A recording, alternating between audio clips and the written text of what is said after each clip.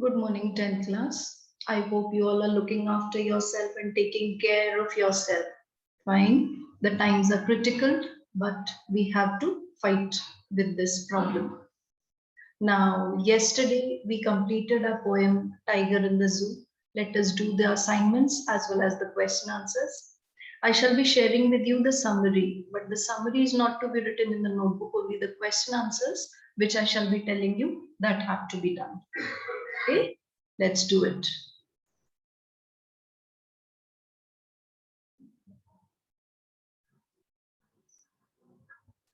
Yes, introduction of the poem.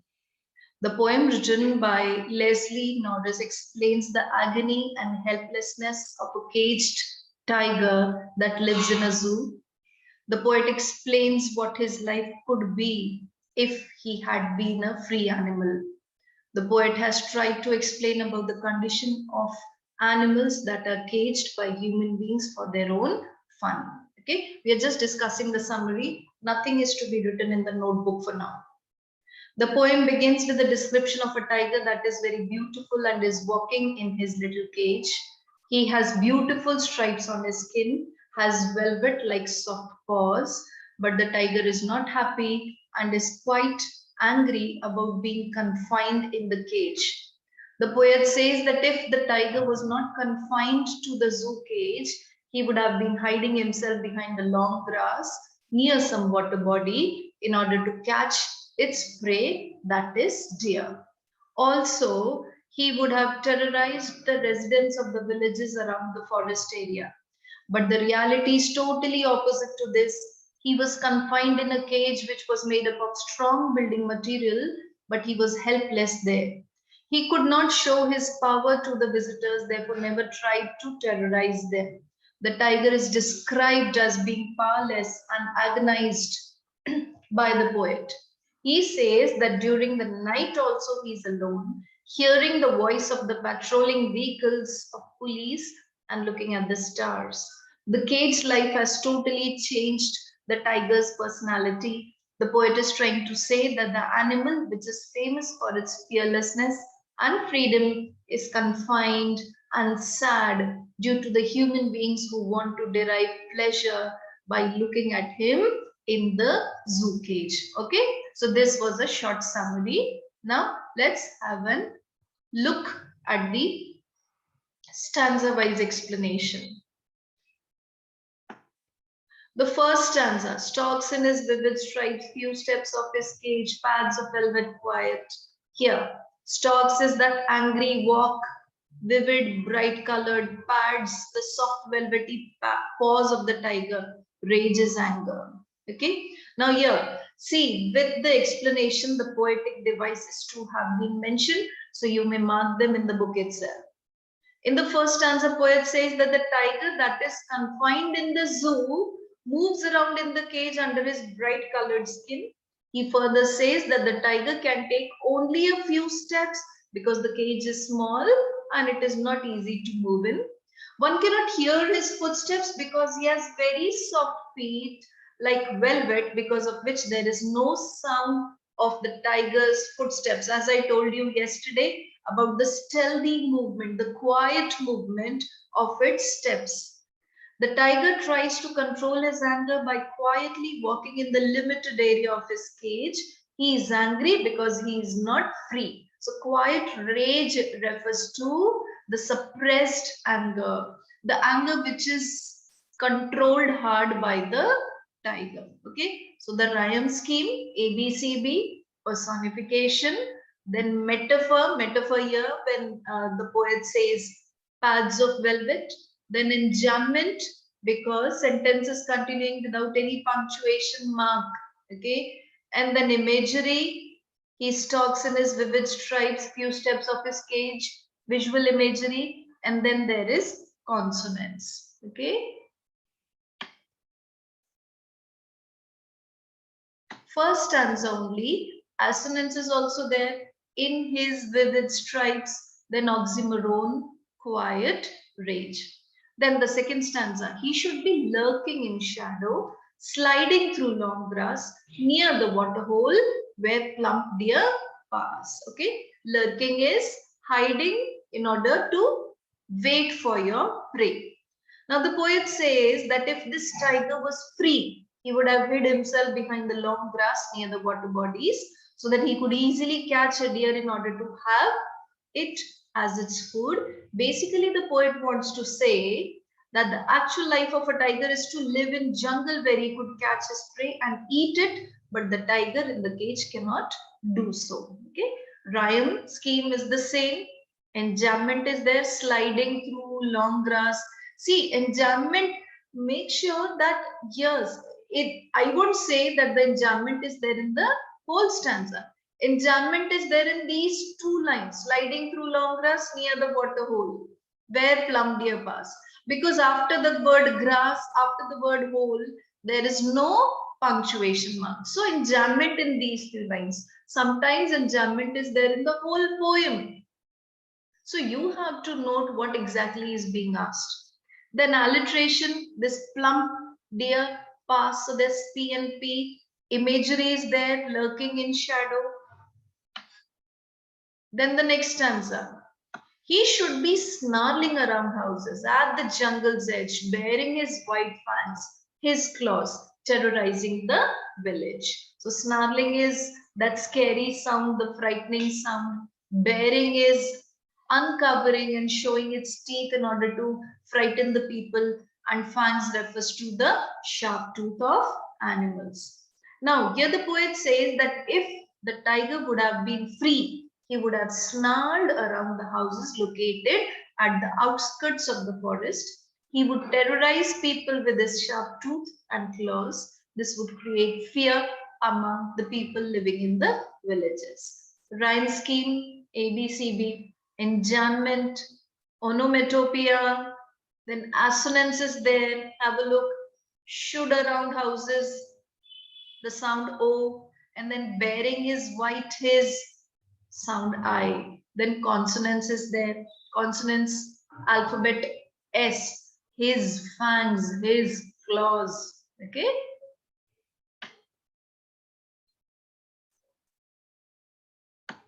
Next stanza. But he is locked in a concrete cell, his strength behind bars, stalking the length of his cage, ignoring visitors. Okay. Here the word concrete cell refers to the cell or the cage which is a permanent one made up of bricks, cement, sand, water. Okay. Now the poet comes to the reality of the tiger that is inside the cage. He says that the tiger is confined in a strong cell which is made up of strong building material. He further says that as the tiger is behind bars, so his ferociousness is also behind the bars. He just stalks in the cage. He never tries to terrorize the visitors because his power is restricted by the cage. Therefore, he never tries to terrorize the visitors as he cannot attack them. And moreover, it also doesn't want to entertain them because he feels helpless as well as annoyed when put into the cage of captivity. Literary devices, rhyme scheme, personification, assonance, sound E, he logged concrete cell. Then consonants, then alliteration, behind bars. Now the last stanza. He hears the last voice at night, the patrolling cars. He stares with his brilliant eyes at the brilliant stars. The poet says, patrolling, you understand, to guard or to keep a vigilance on something. The poet says that in the night, the tiger hears the sound of the patrolling cars. Patrolling cars are the vehicles of police which are used to guard at night. So in the night, the tiger hears the sounds of these cars. He then stares at the shining stars with his shining eyes. The poet wants to say that the tiger is sad as he is confined in the cage, so he cannot do anything. Therefore, he stares at the stars in the night, tries to divert his thoughts towards those stars because those stars are free in the sky. And he too, the tiger too, desires for that freedom which the stars have. Okay. Now let's discuss the poetic devices of the last stanza as well. Okay, they are not given. So moreover, you have now by now known that exactly what all devices are there. So this brilliant and brilliant, it's a repetition here. About the repetition of this word here, there are question answers also given, which we shall be doing, and I'm sharing the next screen with you now. A short introduction of the poem wherein the poet heightens the contrast between freedom and captivity. He shows us how love for freedom is a natural instinct of every creature. Love for freedom is a natural instinct of every living being. Okay, we also right now, we are captivated. We are forced to be in the four walls of our house. We wish to move around. We wish to enjoy our life. But yes, we too are kept inside the cage of our house. So it's natural instinct. Every creature wishes to be free. So somewhat the poet expecting us to imagine that what would be the feelings of that tiger when it is forcefully kept inside the cage. Okay, now here these answers, questions are there in the book. You have to do them in the notebook now. These are to be done in the notebook, children. Kindly note. Find words that describe the movements and actions of the tiger in the cage and in the wild. So a contrasting effect to be given here. So these words have to accordingly be selected. Have a look here. In the cage, then in the wild. In the cage, stalking few steps of his cage, staring at the brilliant stars, hearing the last voice of the patrolling cars, stepping in a quiet rage. Whereas in the wild, lurking in the shadow, sliding through the long grass, snarling around houses, terrorizing the villagers. Okay. Then ignoring the visitors when in the cage and baring his white fangs and claws when outside the cage. Question number 2. Notice the use of a word repeated in lines such as these. Pads of velvet quiet in his quiet rage. Then once again, stares with his brilliant eyes at the brilliant stars. What do you think is the effect of this repetition? Kindly do this also in the notebook. Repetition is a poetic device used by the poet in order to increase the intensity of the tiger's rage and his helpless silence. First, we are discussing about the first part, pads of velvet quiet in his quiet rage. Then we shall do its second part. For the first one, velvet quiet refers to the quiet velvet pads of the tiger, which cannot run or leap. They can only walk around the limited space in the cage. His unbound strength turns into quiet rage.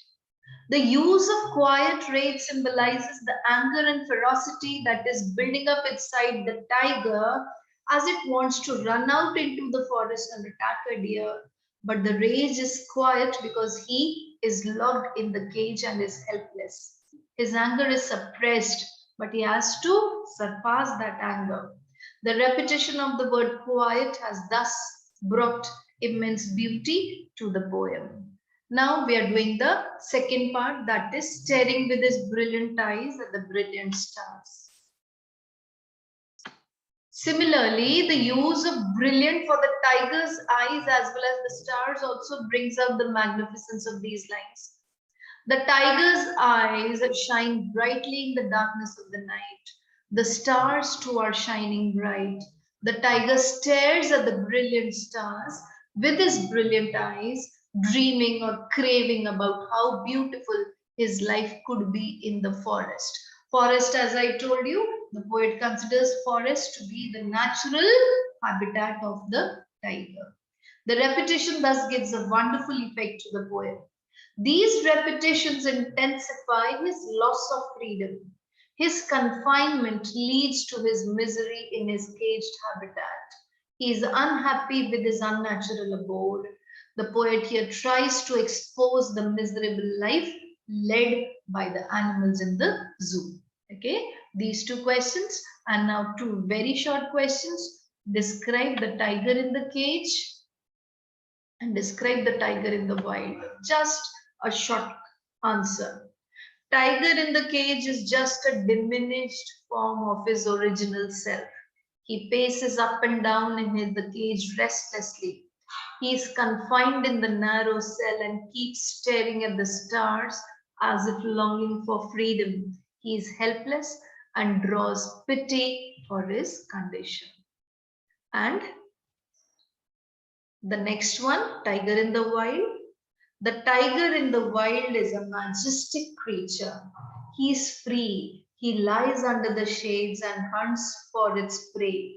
He moves near the water because food is in plenty there. Sometimes he growls and terrorizes the villagers. Okay, children, these two questions were very short questions. So accordingly, the content also is short. But if it comes as for the detailed answer, you know very well how you have to add more of content to it and make the answer a long one. Okay. So with this, we finish with the question answers. Just the second slide which had been shared, only those question answers have to be done in the notebook, children. The first slide wherein I discussed with you the summary and the poetic devices, they need not be done in the copy. Poetic devices may be marked in the book. Fine. Okay, children, take care. Tomorrow we shall do a new chapter and we shall continue with our studies this way.